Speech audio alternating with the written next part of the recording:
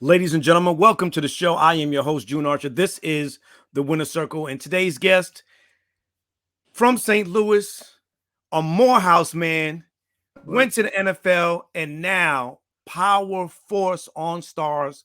Please welcome my guest, brother Isaac Keys. Isaac, welcome to the show.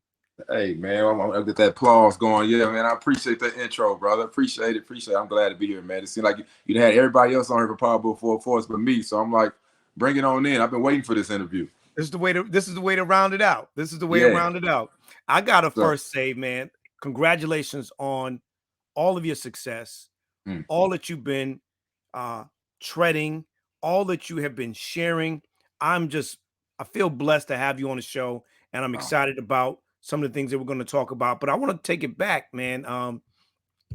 St. Louis, growing yeah. up in St. Louis, St. Louis had been in the news for a couple of years now, right? For good, bad, or indifferent. But I want you to take us back to your childhood, and I know there's been some good times. So I want to talk about what Yeah. was it like growing up in St. Louis. Hey, man, I tell you like this, man. St. Louis, shout out to my city. I'm always repping the city, even though I'm not there. But it's one of them cities. It was a Midwest city. If anybody's ever been in the Midwest, it's not as diverse as most cities. You know what I mean? You pretty much got black and white, and if you something else, they gonna call you black or white. You know what I mean? Like so, Right. so it's like that. You know, in a sense. So it's but for me, I feel like I got the best of both worlds. You know what I mean? A lot of people want to give, I'm like, well, I'm raised in the hood. I came out the mud, things like that. I guess I consider probably about middle class, man, and I'm proud of that. But it was the way that my parents did it that makes me so proud about it. My parents both grew up in the projects and broken homes with a lot of brothers and sisters and everything like that. But my parents, both of them individually, wanted more for themselves. They wanted more for themselves. They wanted to be out of the projects. They didn't want to raise a family in the hood. But at the same Mhm. time, while they strive to do that, my father dropped out as a senior in high school and went to the Navy. My mom finished high school, but I had a job to job. But my father, when he came out of the Navy, knew he wanted more. Met my mother, became an engineer, worked as an engineer for 33 years at was McDonnell Douglas, switched over to Boeing. And I say all this because even in all these brothers and sisters, a lot of my family was still, still living in the hood and aspect or in the city of St. Louis. So to me, they make fun of you. You could be living, they call me living in the county. They go down the city, oh, you talk like the white boys. Yeah, you talk like the white boy, you got this. But at the same time, they wanted to come stay at my house, and I wanted to stay down there. Right. So it's like and so when I say all this is that it gave me the opportunity to get the best of both worlds from me. It keeps me, what I'm saying, and understand. Well, like we was rich or nothing like that. We just lived in a different neighborhood, and people can assume how you may be living. But by doing that, man, I got it was diversified. It was diversifying to me.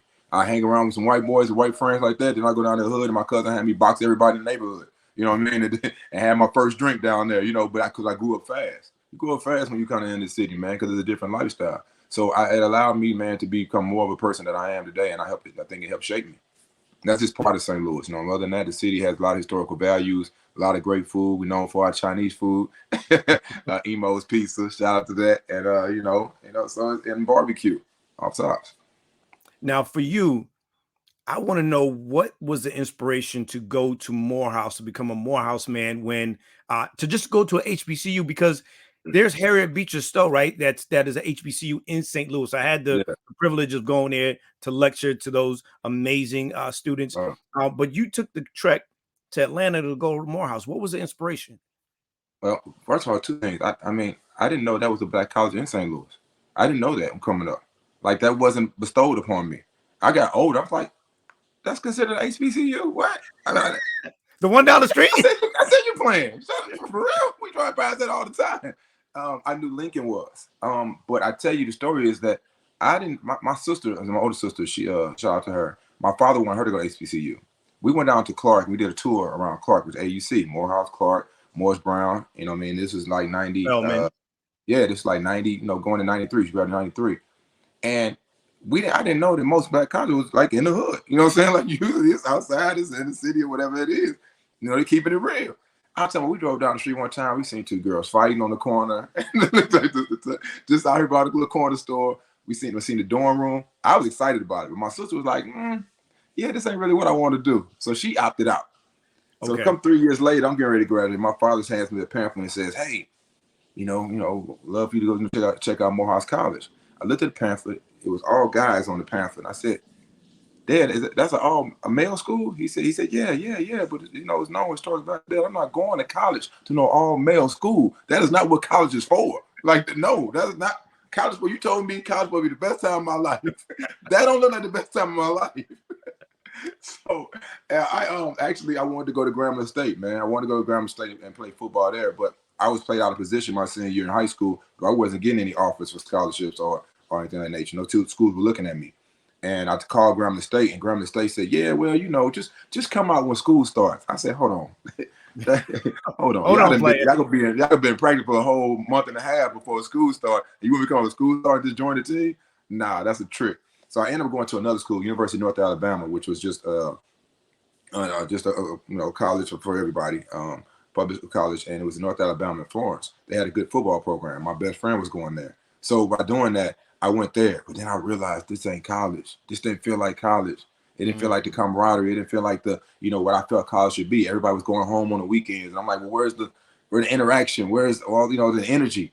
So then I realized, you know what? Let me circle back, and I applied to Morris Brown, Clark, and Morehouse, and Morehouse replied back and with more efficiency. And it was a school, that I knew historically. I started learning more about it, and I was like, well, that's the school for me. And I went there, walked on for football, joined got into school. I was a Joe student when I first got there, came up football later, and then we just kept on writing the story from there, man. And I'm glad I made that choice.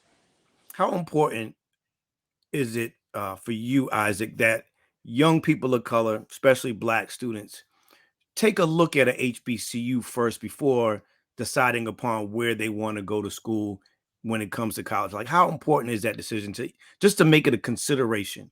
I think it's about representation. And I think as we talked earlier in this conversation, it's about, where you grow up. You can be a product of your environment if you don't see other people doing the same or better than you. And a lot of times what happens is that our youth, we see, they don't feel like they have any other opportunities.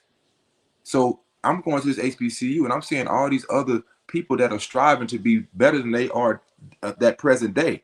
They're saying, like, I want to find a career. And we all understand that we come from similar circumstances by being Black. You know what I'm saying? So we know we've been through certain similar things. No matter where you were raised, how you were raised, we had this one commonality, and that's that we are the same color right now, the same race. And we all trying to strive to be better. And I think as we look at it, it's important to see representation, to see people that were doing better things in life and they were striving to do it. And when you're around that, you do better. They always say, if you got 9 friends doing bad, you're going to be the 10th. So if you put yourself in the circles of people that are doing great, then that helps elevate you. And I feel like it's important for our youth and our kids, especially our Black kids, to see at least have that option as a representation. Just because you go to Black college don't mean you can't now work in the world of other races and other, like that doesn't mean that. It just means that you just excelled in that and now you're able to transfer that over. It's all about networking anyway when it comes down to it. And I think the misconception, Isaac, is that you're not properly prepared to go out in the world Right. because it is a all Black college. And how Mm-hmm. does it prepare you for corporate America? How does it prepare you to connect with and compete with other Ivy League students that come out and they're able to get jobs, but not realizing that when you talk about HBCUs and you say, well, I went to Morehouse, or I went to Hampton, I went to Howard, I went to Morris, Spelman, there is a chain of people all over this globe that have gone to HBCUs that you do have that support and Right. are able to shake and bake in the world just because you went to a HBCU. I think with anything, as long as you're saying it's still about diversifying and being versatile. Like, because I struggled when I went to the league. I didn't have a lot of support group coming out of HBCUs and the NFL at the time. It wasn't like there was a lot of coaches from HBCUs because a lot of times, if you went to Michigan, there's some coaches from Michigan or somebody coaching me. So now they kind of bat for you a little bit stronger that way. But it was still about me still diversifying and showing my talents, no matter what, to still keep on and win those people over. But you want to do that anytime in life.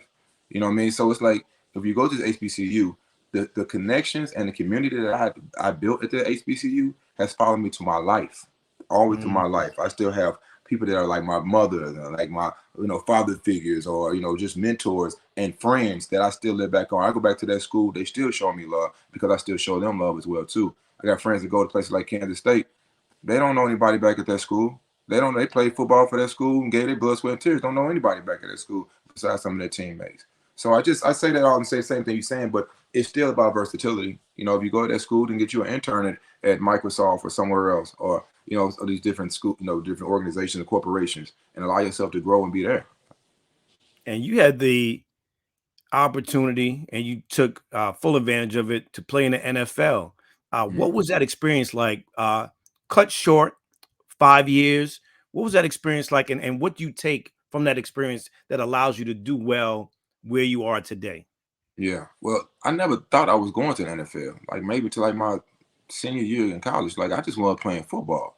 And it's like all my friends were playing football, and I just love the game of football. I love the camaraderie. I love the just the intangibles of hitting, running, and come on, you know what I mean, making plays and just the adversity, but how it strengthened me in life.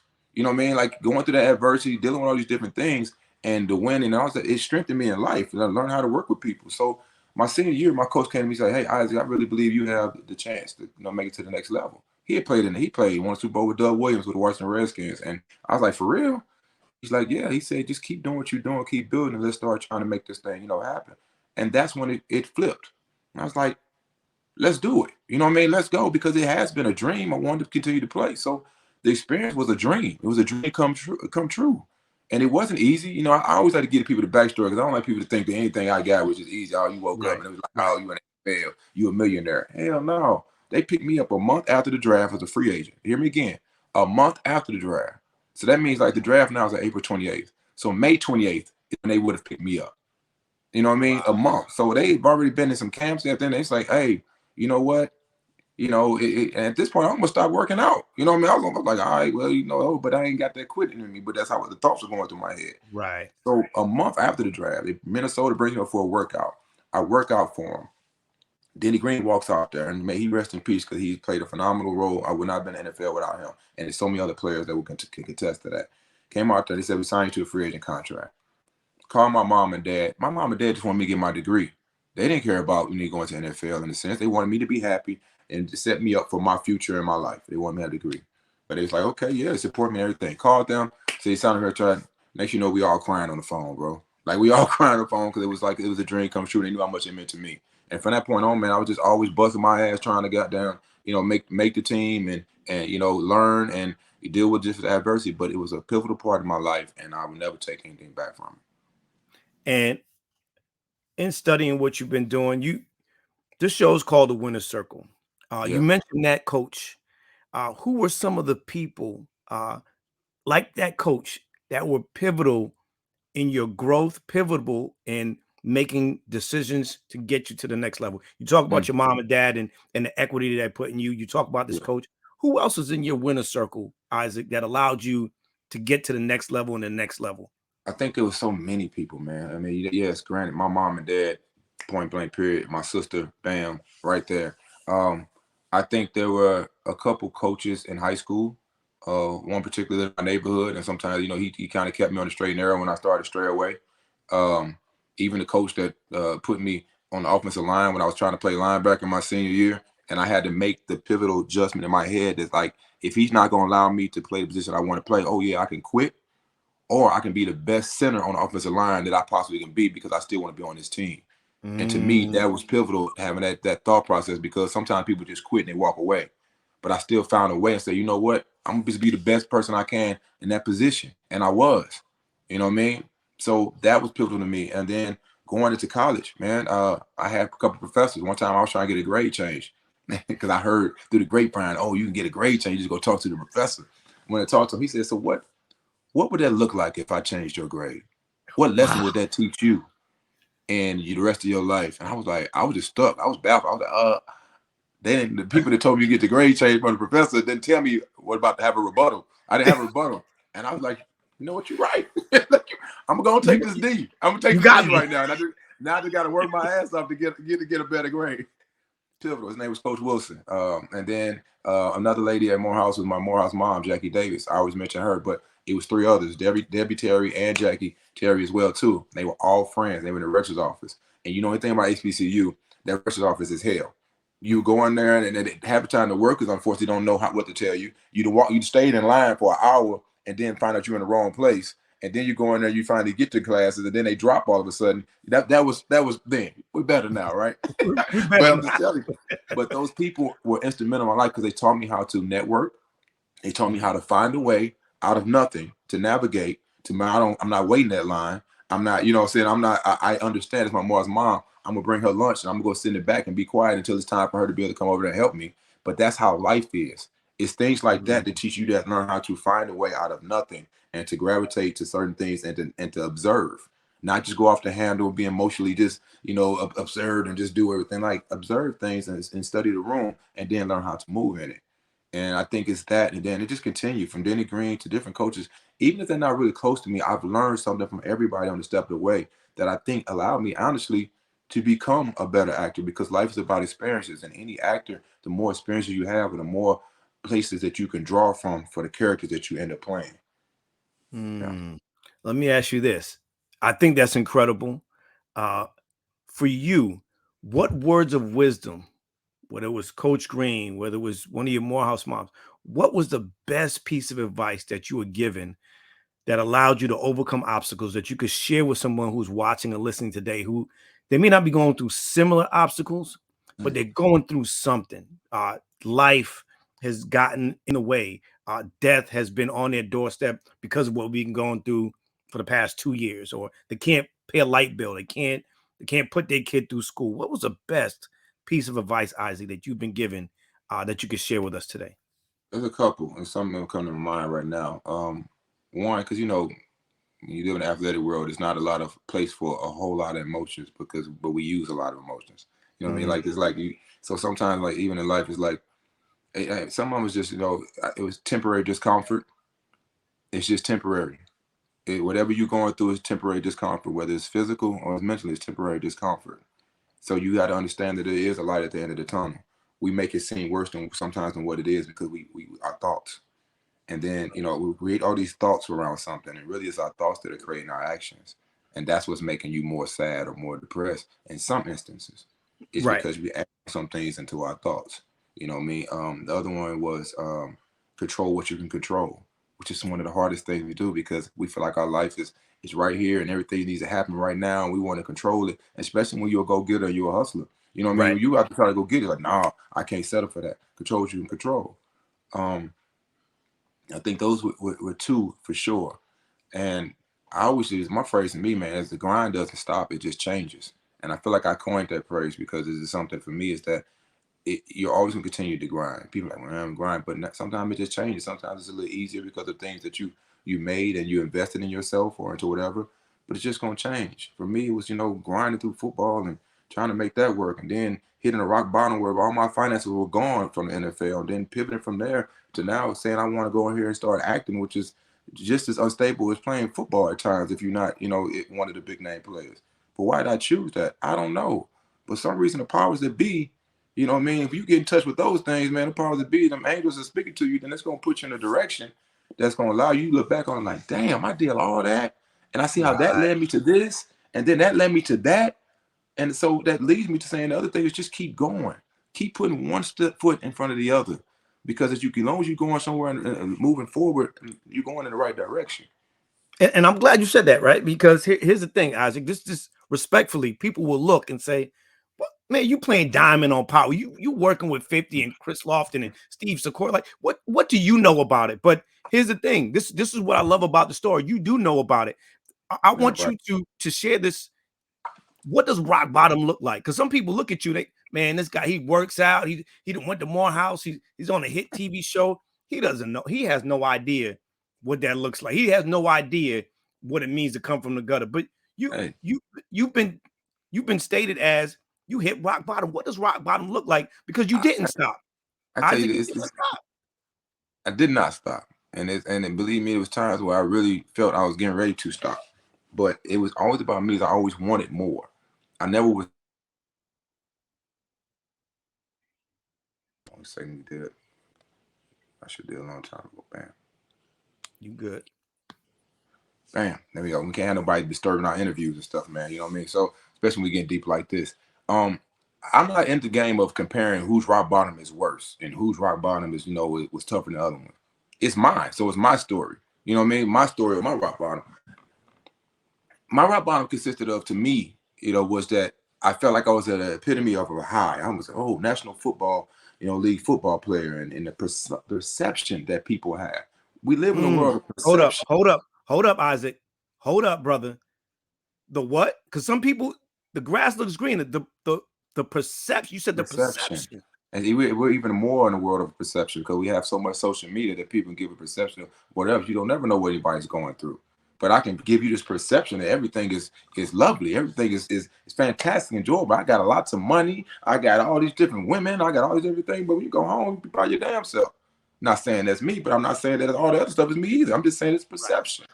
So for me, I was at the epitome of the perception where I'm in the National Football League. I've been playing around and doing this game, that, and people think you're a millionaire. You have family members call you out the blue thinking you're a millionaire because you're in the National Football League. When literally I was on practice squad making $70,000 at the time. That's it. You know what I mean? But I'm around millionaires, and if I play in the game, they move to active roster, whatever. Now I'm on the field, so now I'm doing this, and yes, my salary bumps. But you understand, you're in the NFL, you get paid for 6 months. After the 6 months, you don't get any more checks. The only people that got more checks are people that got signing bonuses. But majority of the league, 80% of the league, don't have that. They ain't have no signing bonus. They get a certain amount of money for 6 months. So one thing we can take it back to is that we're not taught finances. Nobody teaches you finance. Majority of people are not taught. I can tell you this wonderful family that I've had, which I do, but we never really had discussions about finances and credit cards. It was always about to save your money. Then you go on this college and campus and people offer you all these credit cards and you learn the trial and error. So now you fall into the trap. It is a trap. They come with that sippy cup or a hat or a t-shirt.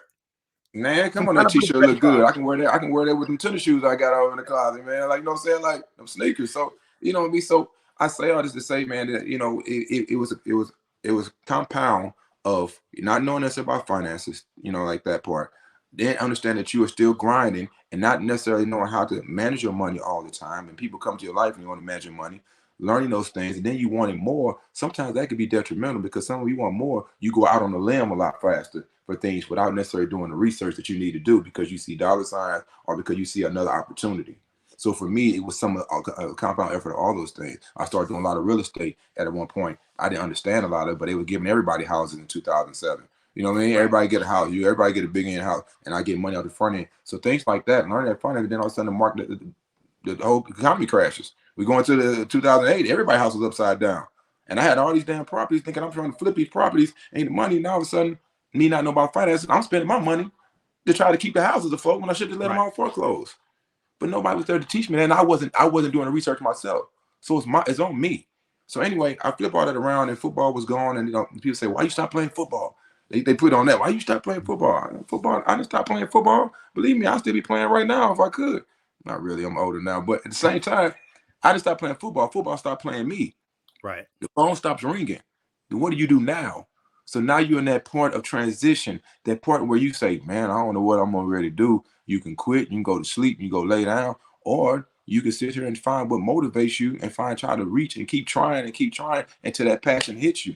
And that's what acting in me. So I hit a rock bottom where my finances were completed. I was staying on my cousin's couch, even though I had a house, and I was living in LA, staying couch surfing. I was doing all that. Everybody coming to LA got a dream. The dollar in the dream is real. Everybody got a story, but it's just my story to tell, man. And anybody can tell, but it was, part of that. That was my rock bottom, man. And I just kept on deciding to go. I still be looking to try to figure out what was it internally that made me keep on going, fam. Like, I'm still trying to study that part in me, but I'm glad I had it. Glad I had that fortitude, and it's still there though. So that's what we are. I'm glad that you shared it. I want to talk about the magic that is happening on Sundays on Stars, Power Force. What is it like working with Joseph Sikora and Chris D. Lofton? Oh man, you talking about fun times, bro. Like, I'm all about chemistry, man. I'm about chemistry. I'm about good energies, and I think when you have those things, man, that's when you can excel and you can create some greatness. Let's start off with the leader of the team, man, Joseph Sikora. Tommy, aka Tommy Egan, aka the Grim Reaper, aka Cancel Christmas. Come on, let's start with him, man. Like, the respect that I have for him, for someone to be a part of something for I mean, pretty much 9, you know what I'm saying, nine seasons or something in a sense. You know, all the Yeah. seasons they did over there, and a couple over it goes, and here we come over ours. And he deserves this show. Like the character that he put together, that is part of him and part, you know, something that he's came up with is phenomenal. And it has such a fan base to the point that where people are just yelling on the streets of Chicago, Tommy, Tommy, Tommy, you my nigga, Tommy. I'm like, wait a minute, you can't say that. I like that. But that's where he is. And you know, like, but he's been a leader for us, but he's been a person of that I can reach out to, I can talk to and ask him about this journey as we continue to go on it. But he's also a person that's gonna come every day ready to work, no matter if he had worked all night and the night before and then has to come early in the morning. He's gonna work through it and we're gonna go in there and the magic's gonna happen. So you better be ready to come to work as well. You know what I mean? And I like that because that brings the best out of me. So I love when we have scenes together. I love to see him work, just sit back on the watch. But not only that, man, he's just a good person, fam. Like, you know, and that goes a lot further than anything else. He's a good person. It's always great to work with, and we challenge each other, and I love that part. And Yeah, then we go, he's dope. yeah, He's a dope dude, man. man, He's a come on, dope man, dude. yeah. Shout out to you, Joe, my Hey, man. man, no doubt about it. And Chris, man, come on, bro, Chris. I mean, Caston did like Caston Chris did is a they thing. fool. Chris is a fool. Caston did their thing, and you know I knew that though because it's always funny the story that when Chris called me. He said, "Hey," he called me like around Christmas. He said, "I heard you got the role a diamond on Pablo 404." I said, "Who is this? Who is this? What you talking about?" Like we both kind of like, "What you talking about?" And I said, "Maybe," and he said, "Huh." He said, "Well, I just auditioned for Jannar." I said, "Hell, boy, you would be a hell of a Jannar." Because we knew each other. You know, we weren't as close as then, but we knew each other from, you know, being around in Hollywood. And we kicked it Right. with one another. I could see him. I buy him a drink. He buy me a drink because it was a respect factor. I love what he was doing. I seen it. I seen his work. I seen his grind. I understood it. So when he said that, I was like, man, dog, we would kill it because our dynamics are like as such. Christian says, you know, he a fool. He gonna be off the handle sometimes. He gonna speak Ooh, his mind. Me, I'm more sitting kind of like, you know, I'm observing and I'm kind of more laid back in a sense. And that goes into what Diamond is. And I was like, oh man, the dynamics between the two are gonna be phenomenal. And hopefully that's what's been resonating between the characters. I mean, the fans able to see. So it's been a joy, man. And I just say nothing about it because when we go to work, but we also have fun outside of it, man. And it's just a joy. The whole cast, bro. The whole cast has been amazing. It's like a family. you guys are doing your thing. What went into the preparation of Diamond and putting yourself in that headspace of Mm, leaving prison, right? Getting back into general population and trying to find your footing as you go out yeah, into the real world, realizing that time has gone by, right?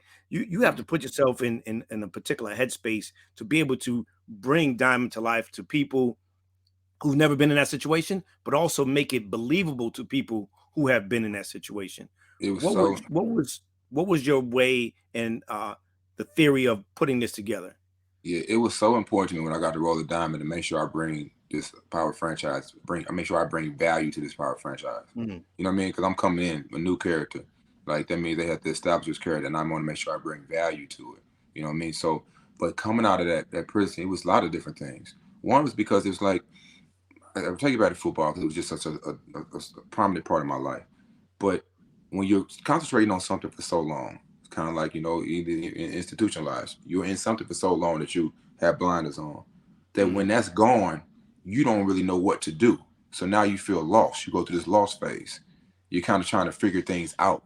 You're trying to make these decisions without knowing what the possibilities of the decisions are going to be. You know, and that's scary. It really is a scary place to be at. And I feel like Diamond come out of prison, even though he held his composure, he still was in somewhere for 15 years. So I wanted to pull for that to be like, okay, I found passion in cutting hair. Diamond found passion in cutting hair because the barbershop was up to staple in their life. But he wasn't like that when he first got in. He was Diamond when we first got in.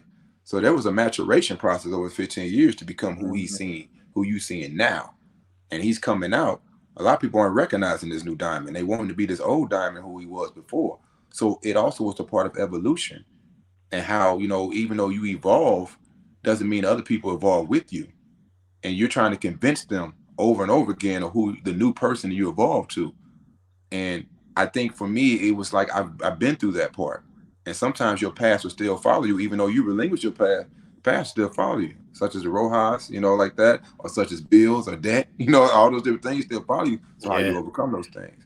And the other most important part of it, even though I pulled from that, was talking to people who were incarcerated, having an understanding, like, man, how was it when you came out? And it was like, some people were saying, like, when you're inside, your senses are so alert because you always got to be alert about what's going on around you and always about what the hustle is and protecting yourself and who you connect with. So your senses are so high. So when you come out, your senses are high, hearing, seeing, the little noises and things of that nature. And then also in the line, it says, like, this water just feels different. That was free water outside. You know what I mean? That water is outside water. That's That was deep a because the dope water one. inside is still inside those walls. You know what I mean? And it's like them shoes. I ain't seen them shoes in 15 years. I don't care about them shoes no more. You know what I mean? Here, take them shoes because now I can walk without those. I could do without those. get out there. It's cold, man. Our feet was really cold, but they did a great job of keeping me together out there in that scene. It was a cold day. And it was really cold that day, but we got through it, and I think that helped bring some authenticity to it as well too. But I wanted to make sure I tapped in my people that was incarcerated, man, so they can really allow it. And it felt good to hear from them after. It was like, no, you did it. I felt it. I felt everything that that you brought to that character coming out incarcerated, and make sure that he didn't sleep in the bed, when he got back. Because he's like, man, that bed is way too big and comfortable to be sleeping in that bed as soon as you get out. You know what I mean? Sleep on the floor. So I wanted to just bring value to it, man. I mean, the only value I had, I've only been in a holding cell a couple of times, so I couldn't just say I was been incarcerated. So I want to make sure I got it right. But you bring such humanity to Diamond, Isaac, because we talk about him getting out, right? But we also see that he had a past life. He was a boxer and very, very good at that. But then we see his humanity in the fact that now him and his brother have to go into the ring and just settle something that's just been just itching, and it's just, I'm back home, but we can't do this. And well, you home, and it don't look like that anymore. And now we see why. But there's a patience to Diamond, and it's because he was a fighter, right? And he still has that fighter mentality. So leading with humanity, how were you able to merge those worlds, right? The boxer, the ex-convict, and trying to figure out what's next in your life as hey, I got this barbershop now, but man, still got a bullseye on my back, it feels like.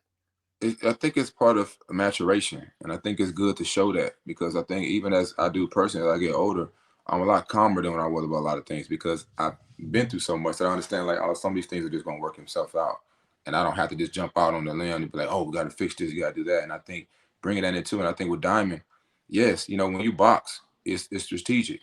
It's, what I mean, you got to understand, okay, well, if he's pivoting, pivoting off that foot, or if he's not, in which way is he going to turn, and then reading from the elbow on his jab. Timing. It's all those different things that go along with it. Eye-hand coordination. So, and patience, as you said.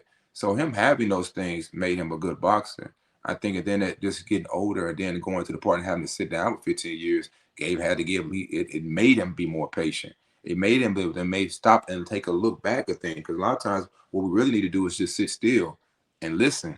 And then a lot of things will come to us. We get to moving too fast. You can't, separate a lot of things that's going on in your life. And I think Diamond had the opportunity to do that. And he found promise in that, and the meditation and all those type of things, that Zen-like mentality that Jannard would always say, you go on with that philosophical bullshit. You know what I mean? Like that, because that's what Diamond be trying to go sometimes. And Jannard to call him out on it. And I think that just kind of allowed him to be able to be in the space now where he kind of look. Because even when Tommy came to the scene, Jannard wanted to go back and pull his cap back. Diamond was more curious, like, nah, who is this? Who is this guy? Because let's figure that part out first. Let's study it. You know what I mean? Let's study it first, and then we might be able to pull something to help us out in the long run too. It's not just gonna get rid of him. So I just think, I love the character, man, and I just love where his journey, because I feel like he has so much room to grow, and like I always say, he's evolved, but he's still involved in a lifestyle that makes him have to play the fence. You know what I mean? Because he can't quite leave it. He keeps can't pull it back. He's trying to do something a different way that we don't necessarily know if it's possible to do. Not in that street game. Not in that street game. Oh man, I love it. Isaac Keys, I've been playing this game called University of Dope, and I want to try out the R&B version with you. Ladies and gentlemen, we are about to do this St. Louis style, University of Dope. And here we go. Here we go. All right. There's no wrong answers. Unpopular opinions are welcomed. All right. The best R&B soundtrack from the following, Isaac, is it A, Waiting to Exhale, B, Soul Food, C, Love Jones, or D, The Bodyguard? Love Jones. Mm. Love Jones. If you could pick one artist to bring back for a one-night only concert, who would it be? A, Luther Vandross, B, Whitney Houston, C, Prince, or D, Michael Jackson? I'm a Luther Vandross fan, bro, and we've been missing him too long, and we still ain't found a voice as good as Luther Vandross right now, bro. So I want to see him. I want to see him come back with the curl, with the towel, and all the sweat. You want big Luther? You don't want skinny Luther. But I want to actually make them 2 nights, Big and Luther together, and on stage, the holograms or whatever we need to do. Bring Luther back, man. Choose the best non-singing singer from the following. Is it A, Keith Sweat, B, Alicia Off Keys, C, Slim from 112, or D, Jennifer Lopez and Ashanti? Hey man, I'm going Keith Sweat. I'm going Keith Sweat. You know I love you, baby. That was a good impersonation. That's my karaoke song. That's what I'm talking about. Who would you have sing at the cookout this summer? Is it A, John B, P, Bink when she was black, C, Adele, or D, Justin Bieber? Dang, what was B? Pink when she was black. Ah man, John B sing at the cookout. All right, John B gonna come through. Yeah, he invited to the cookout. The best baby making song from the following. Is it A, So Anxious by Genuine, B, When We by Tank, C, Say Yes, Floetry, or D, Meeting in My Bedroom, Silk? Ooh, E, all of the above. Cause hey, you gotta keep that playlist. Hey, keep that playlist I'm gonna give you that. That's the first time I'm gonna give you that. But you only get to do that once. Yeah, appreciate it. Can I get your number? The best song to shoot your shot. Is it A, Can We Talk, Kevin Campbell, B, Come and Talk to Me, Jodeci, C, Yo by Chris Brown, or D, Just a Friend by Mario? Definitely not Just a Friend. That's not it. Because I didn't like the song that he did. He was kind of hating when he was telling on. When Mario did that song, he was kind of telling on old boy for cheating on the girl so he can get with her. I ain't like that. All right. So I'm actually gonna go with man, come on, man. It's between. See, Can We Talk to Me is huge right now. Come and talk to me, but Can We Talk? Can We Talk? Let's go. Can We Talk? All right. Shout out to Tevin Campbell. Yeah, man. Come on. The best song you should not have been singing as a child. A, Freak Like Me, Adina Howard. B, I Want to Sex You Up, Color Me Bad. C, Too Close by Next, or D, Freaking You, Jodeci? No, Freak Like Me, man. Yeah, you had no business singing that song. Adina Howard, but that beat was bumping on what? It sure was though. In the morning, yeah. Bump. Okay. Which song must go on your mixtape for your shorty? Is it A, Sweet Lady by Tyrese? B, really? This Woman's Work by Maxwell? C, He Comes In Again, Let Me Love You by Mario? Or D, I Want to Know, Joe? What was A and B again? Sweet Lady by Tyrese and B, This Woman's Work, Maxwell. I'm going This Woman's Worth. This Woman's Worth, man, because yeah, that's the one right there. That's gonna make when he hit that falsetto. Yeah, that's gonna get you in your thoughts right there. Yeah, you should be knee deep by that time. Put that on the playlist. I wanted to think about me. The best side chick anthem from the following: A, You're the One by SWV, B, As We Lay, Kelly Price, C, My Little Secret, Escape, or D, The Weeknd by SZA? I'm As We Lay, because it was just like it was all out on the table. It was like it ain't even no secrets, you know. It ain't no secret. I'm telling you, as it is. No secret. It was As We Lay. She knew it was. Hey, morning. Which artist would you have sing at your funeral? Would it be A, Fantasia, B, Jennifer Hudson, C, Jasmine Sullivan, or D, Faith Evans? You know what? I'm gonna go with Fantasia because I know she gonna fall all on the casket. She gonna give me some Kick her love. shoes off. Yeah, she gonna kick them shoes off out of the thing. She gonna put on a show all around my casket and everything. So yeah, She might bring you back to life. Yeah, yeah, she gonna give me some of that. I want some.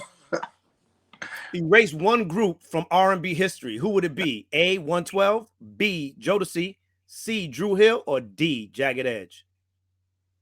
Well, you heard me on that one because you know how you know I wanted to do this. How you know to do R&B with me? Okay? You already know. Right there. You did the research. Damn. One of them got to go. Don't I get one pass? Or no. You already did that. I thought that was an addendum. I thought that was like added. Like, okay, so Drew Hill. Drew Hill. All right. Yeah, that hurt me though. But yeah. Erase one from R&B history. Who would it be? A, Janet Jackson, B, Beyonce, C, Mariah Carey, or D, Whitney Houston? Mariah Carey. I'm sorry, she got to go. All right, Mariah Carey got to go. She did a great job, but she would have to go on that list. Erase one person from R&B history if you had to. Isaac, this is the last one. Bring it home. Is it A, Chris Brown, B, Neo, C, Justin Timberlake, or D, Usher? Oh man, I gotta go. Damn, JT. Hey, you gonna have to go. Hey, JT gonna have to go and skip up out of that thing, man. Look at that. Ladies and gentlemen, that was my brother Isaac Keys playing University of Dope. Please look it up, get it. You're gonna have some fun. There's so many other great questions and things. Isaac, for you, man, music is a soundtrack to our lives. We just finished playing University of Dope, and so many great artists, so many great songs. What song best represents your journey up to this point? Damn. Right now, the most recent one, well, sort of recent, is Every Chance I Get still gets me right now. On DJ Khaled's album, you know what I mean? With Baby and Dirt, like that just gets me, man. It's one of them ones that when it come in, it talks about, you know, every chance you get opportunities, you know, trying to get that, but you're still trying to, you know, uplift your family and the people around you and be inspiring to them. But that's the one that I put on when I'm going to start a workout, when I'm going to end the workout, my ride in the car, and I just need to get my mind right into a spirit of energy. Because I think about that is energy, and I think that's how we create a lot of things. I'm all about putting positive energy in the world, and then it come back to me, I receive it, and, you know, trusting what I deserve and trusting in the process, bro, and just keep working. Like you said, man, this grind don't stop, it just changes, man. I'm going to ask you this last question. What motivates you to walk in your dopeness?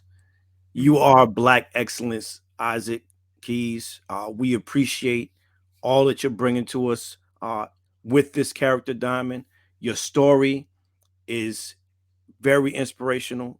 I have been motivated by it. Share with us, what motivates you to walk in your dopeness every day? I think, man, it's a great question. I think it's just, I want to be the best person I possibly can be. I don't want to leave nothing on the table. When my time comes, I want to be the best person I want to walk away and be like, man, you know what? I did the best that I could do for me. And not only that, but what did I leave behind? Who did I inspire? Who did I motivate to help be the best person? Some people are like, you know, man, I want to be as good as you. I want to be like, I'm like, nah, bro, be better. Because that way we're excelling. You know what I'm saying? Now we climb the ladder even higher. You know, and I say that humbly, but it's like, you know, I'll be joking, I say, but nah, be better. You know what I mean? Because it's just the truth. So what motivates me is just to be the best person I possibly be, man. And that's not easy to do, but as long as I'm trying, then I feel like I'm succeeding. Where can we like you? Where can we follow you? How can we support what you got coming up? Man, everything is simple, man. Just keep watching Power Book 4 Force, man. And I just want to give a shout out to all the fans. I'm going to give a shout out to 50. You know, I'm going to give a shout out to, you know, everybody's involved, all the producers, the showrunners, the writers, the cast and crew, just for everything they put together, because it ain't easy. And, you know what I mean? They putting a great show on TV, and we keep on striving. And you can always find me. Everything's Isaac Keys. You know, I appreciate your support. And I appreciate you, brother. Appreciate you having me on the show, man. Appreciate you, you know, having out here. I appreciate what you're doing, man, because this is important. It's important to really tap in and get the behind the scenes of what people are doing. You know what I mean? So I appreciate you, and yeah, man, everything's eyes and keys. No, I appreciate it. Let me ask you this too, man. Have you had the opportunity to meet 50 and have conversation with him? Yeah, it's And what was that like? What was that like for you? for me. It was I'm intrigued. Like I really want to have a deeper conversation where I can really, because I want to understand. I read his book. Um, but I feel like we, the part of just wanting more for yourself and just to kind of keep on going and keep on doing things, I feel like he exemplifies to the ultimate level. So it's like I want to just kind of like, it's like sometimes you want to grab somebody's coattail, just kind of like, okay, I want to see the flying room, just kind of see how you move, how do you make these things happen. And it's like, because I was always taught, keep your eyes and ears open, and that's how you learn, whether it was in the locker room or it was like, in the meeting room, whatever it may be. So we've had a conversation, and he always drops gems. It's always the thing you just have to, you listen, and he's the type of person he wants to share. You know what I mean? He's busy as hell, so sometimes you can't get that necessarily one-on-one. It's Right. not like I'm trying to have such a personal relationship, but it's just more of a learning type of thing and an understanding thing, which I feel like that's what we need to do, because that's how if you're not growing, you're dying. So, I'm always about trying to, learn and grow.